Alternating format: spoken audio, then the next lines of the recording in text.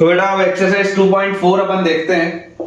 Exercise 2.4 में मैं आपको बता दूं कि ऐसे जरूरी ऑप्शनल लिखा हुआ है, लेकिन इंपॉर्टेंट कंसेप्ट्स हैं, पता होने चाहिए अपने को। तो एक्सरसाइज 2.4 का बच्चों जो पहला क्वेश्चन है, पहला क्वेश्चन तो आपसे खुद बन जाएगा। पहला क्वेश्चन बिल्कुल सेम कैटेगरी का सवाल है जो मैंने आपको थोड़ी देर पहले बताया था, तो वो आपसे खुद से बन जाना चाहिए। इनकेस कुछ भी आपको डाउट है पहले सवाल में तो आप बिल्कुल कमेंट से पूछ सकते हैं। इसके बाद हम देखते हैं बच्चों सेकंड क्वेश्चन। सेकंड क्वेश्चन हमारे काम का है, ऑल्दो ये कंसेप्ट मैंने आपको सिखाया है, लेकिन चलो फिर भी मैं आपको एक बार बता देता हूं। लिखा हुआ है अपने पास find a cubic polynomial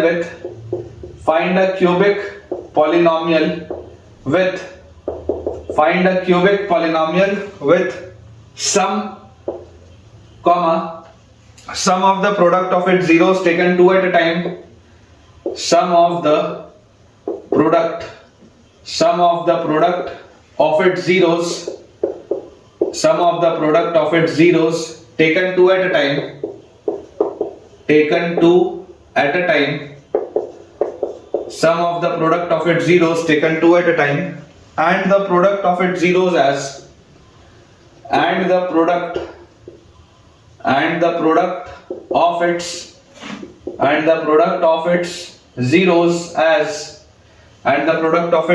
as two, minus 7, minus 14 respectively. 2, minus 7, minus 14 respectively. ये अपने पास बच्चों क्वेश्चन दिए। Find a cubic polynomial with sum of the product of its zeros taken two at a time and the product of its zeros as 2, minus 7 and minus 14 respectively. अब देखिए इस बात को बच्चों आप समझने का प्रयास करें कि मैंने आपको थोड़ी देर पहले रिजल्ट बताया था कि क्यूबिक में आपको क्या रिजल्ट होता है। तो रिजल्ट अगर आप याद करेंगे तो आपको मिलेगा रिजल्ट की, देखिए सम ऑफ जीरोस आपको क्या दिया हुआ है, सम ऑफ जीरोस आपको दिया हुआ है 2, sum of product of zeros taken two at a time हमारे पास क्या लिखा हुआ है, sum of product of zeros taken two at a time दिया -7, और प्रोडक्ट ऑफ जीरोस अपने पास क्या दिया है, तो प्रोडक्ट ऑफ जीरोस बच्चों अपने पास दिया हुआ है -14।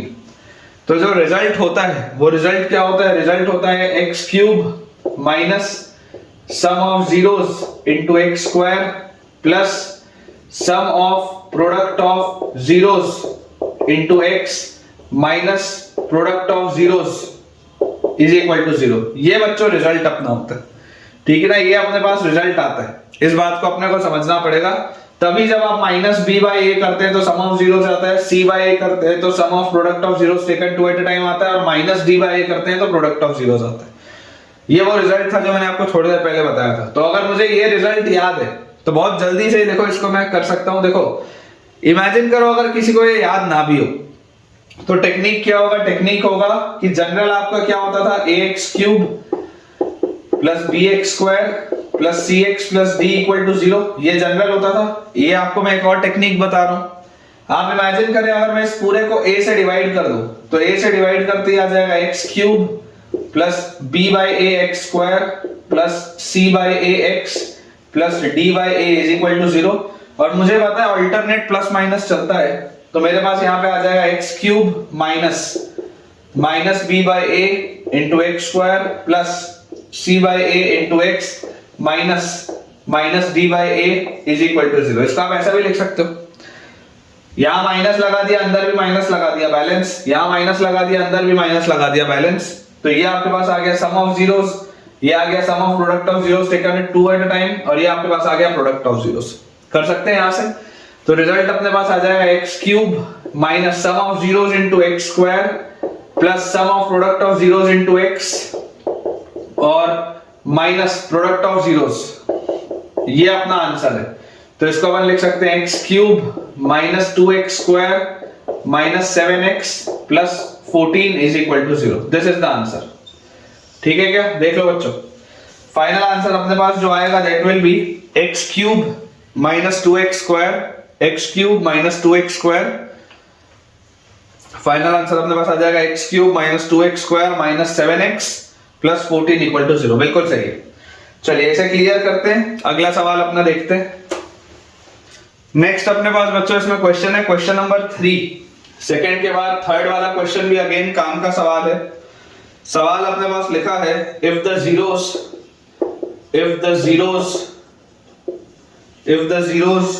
of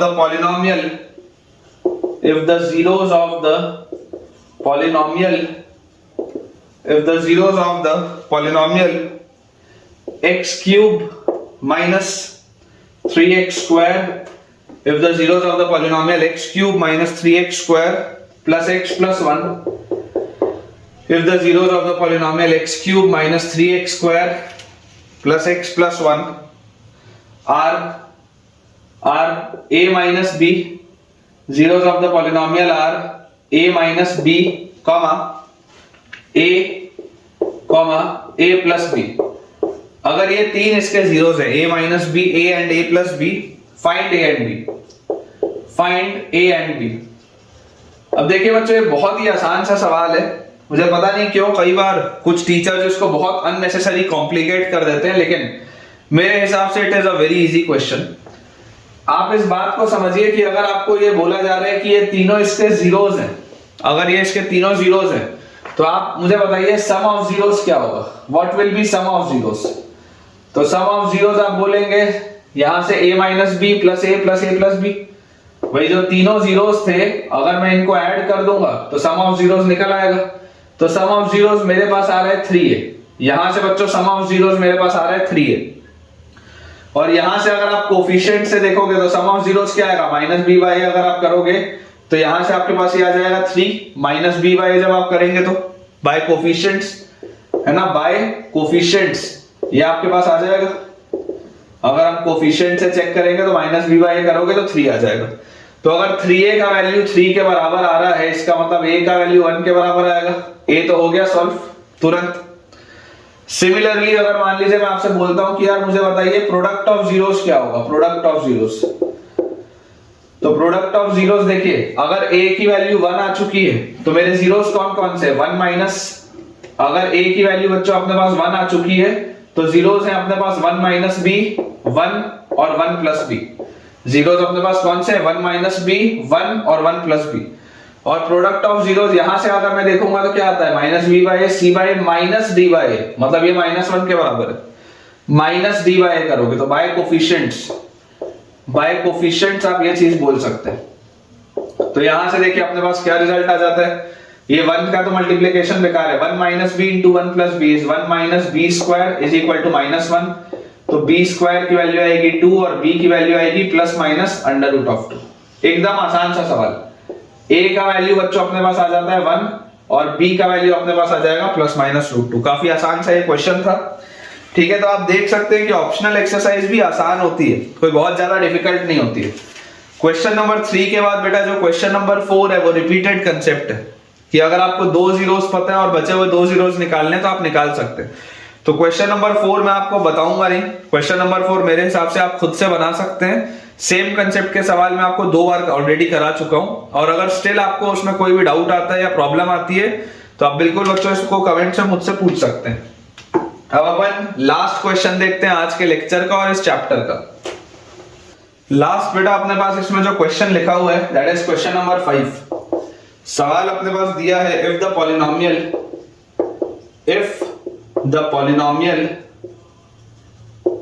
polynomial x raised to the power 4 minus 6 x cube plus 16 x square minus 25x plus 10 is divided by another polynomial is divided by another polynomial is divided by another polynomial x square minus 2x plus k is divided by another polynomial x square minus 2x plus k. The remainder comes out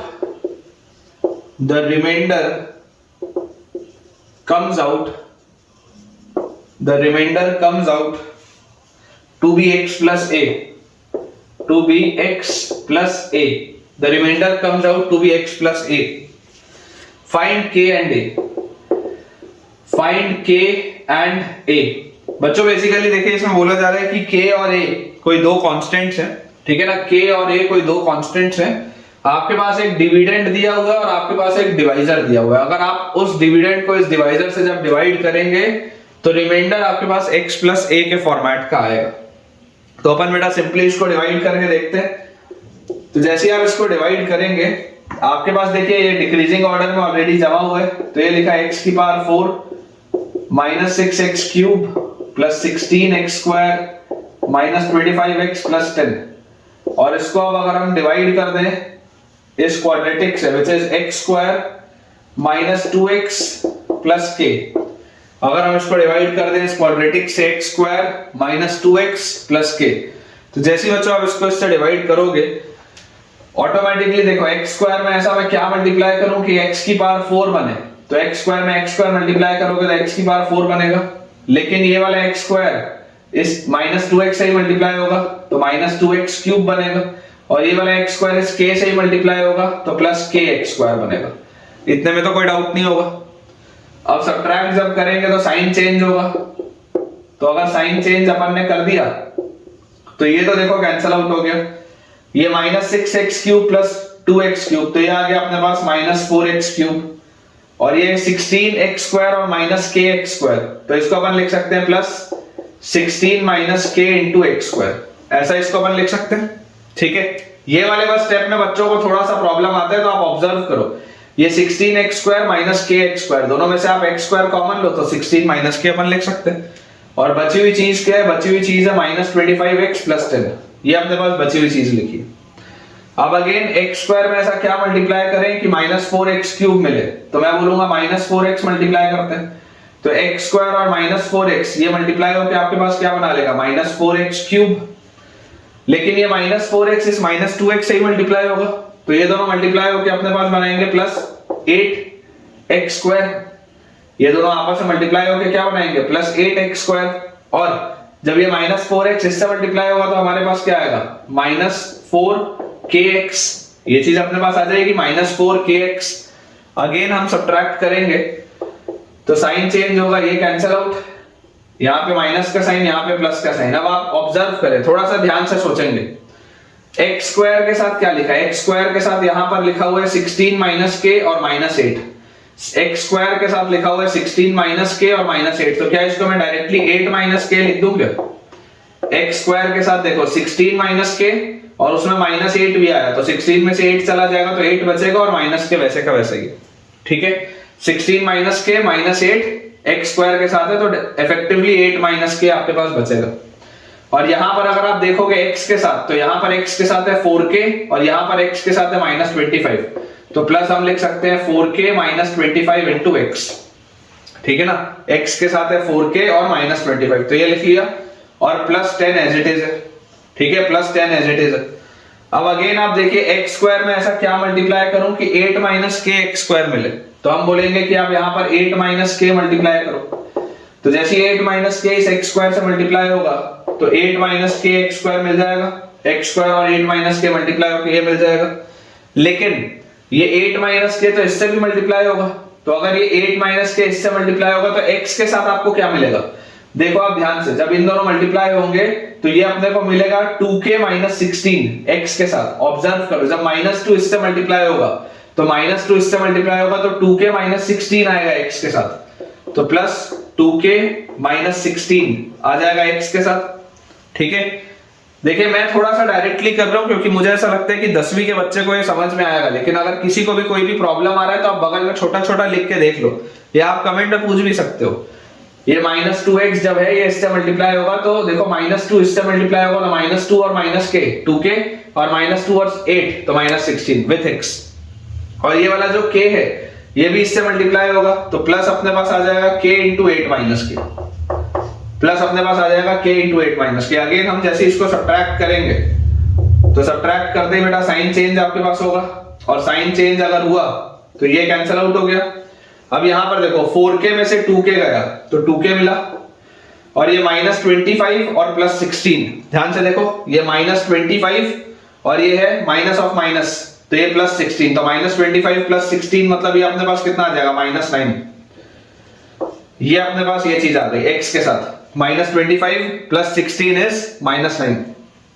उसके बाद अपने पास यहाँ पे आ गया +10 और minus ये, तो +10 और माइनस के साथ है ये, तो माइनस के साथ अगर ये है तो लिखा हुआ है -k × 8 -k। ये अपने पास आता है रिमाइंडर। हमारा रिमाइंडर ये आ रहा है, क्योंकि आपको इस स्टेप पे रुकना पड़ेगा। k तो कोई कांस्टेंट है ना, ये देखो यहाँ पर x का पावर 1 है, मतलब रिमाइंडर आपका लीनियर पॉलिनोमियल हुआ, रिमाइंडर की डिग्री 1 है और डिवाइजर की डिग्री 2 थी, तो इसके आगे तो अब हो नहीं सकता सॉल्व। तो अगर अब इसके आगे और सॉल्व नहीं हो सकता, तो अब मुझे इसमें क्या ऑब्जर्व करना है कि आपको सवाल बोल रहा था कि remainder comes out to be of the form of x + a। Remainder जो था वो x + a के फॉर्म का था, मेरे पास ये रिमाइंडर है, तो ये दोनों सेम होना चाहिए। तो अब आप कंपेयर करो, आपके हिसाब से रिमाइंडर होना चाहिए था x + a, आपका रिमाइंडर ये आ रहा है, तो यहां पर x का कोफिशिएंट क्या है, कोफिशिएंट ऑफ x।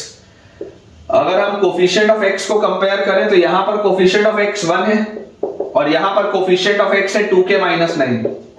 ये दोनों सेम होना चाहिए। अगर आप चाहते हैं कि ये दोनों बेटा सेम चीज आए तो x का कोफिशिएंट यहां 1 है, x का कोफिशिएंट यहां 2k - 9 है, दोनों सेम होना चाहिए। तो यहां से बच्चों हमारे पास आ जाएगा 2k का वैल्यू 10 और k का वैल्यू आ जाएगा 5। कोई डाउट नहीं है इसमें। सिमिलरली कांस्टेंट टर्म अगर आप कंपेयर करेंगे, है ना, ये अपन ने अभी कोफिशिएंट ऑफ x कंपेयर किया, अगर हम कांस्टेंट टर्म को कंपेयर करें तो कांस्टेंट टर्म देखो यहां पर क्या लिखा है, यहां पर कांस्टेंट टर्म है a और यहां पर कांस्टेंट टर्म आपके पास क्या लिखा हुआ है, constant term is 10 - k × 8 - k, 10 - k × 8 - k, और k की वैल्यू आप 5 निकाल चुके हैं, यहां रख दो, तो a will be equal to 10 - 5 × 8 - 5 इज 3, 8 - 5 is 3। तो यहां से अपने पास आ गया a is equal to 10 - 5 × 3 is 15। तो a की वैल्यू अपने पास आ जाती है -5 और k की वैल्यू बच्चों अपने पास आ गई थी 5। ठीक है क्या, चेक कर लीजिए बेटा, आंसर अपना बिल्कुल सही है। k की value 5 is the right answer and a की value -5 is the right answer. तो ठीक है बेटा, विद दिस हम अपने आज के लेक्चर के और सेकंड चैप्टर पॉलिनोमियल्स के एंड पे पहुंच चुके हैं। इसके अलावा आपको अगर और कोई भी डाउट है तो आप बिल्कुल कमेंट से मुझसे पूछ सकते हैं। आज का लेक्चर आपको कैसा लगा मुझे जरूर आप वीडियो के कमेंट से बताइए, और अगर आपको लेक्चर पसंद आया हो तो जल्दी से इस वीडियो को लाइक करें, चैनल को सब्सक्राइब करें और अपने दोस्तों के साथ जितने भी बच्चे क्लास 10th का इस बार एग्जाम देने वाले हैं, जो भी बेटा आपका फ्रेंड सर्कल है आपके स्कूल में, आप इस वीडियो को शेयर करें ताकि उन सबकी पढ़ाई बहुत बढ़िया तरीके से हो पाए। Thank you.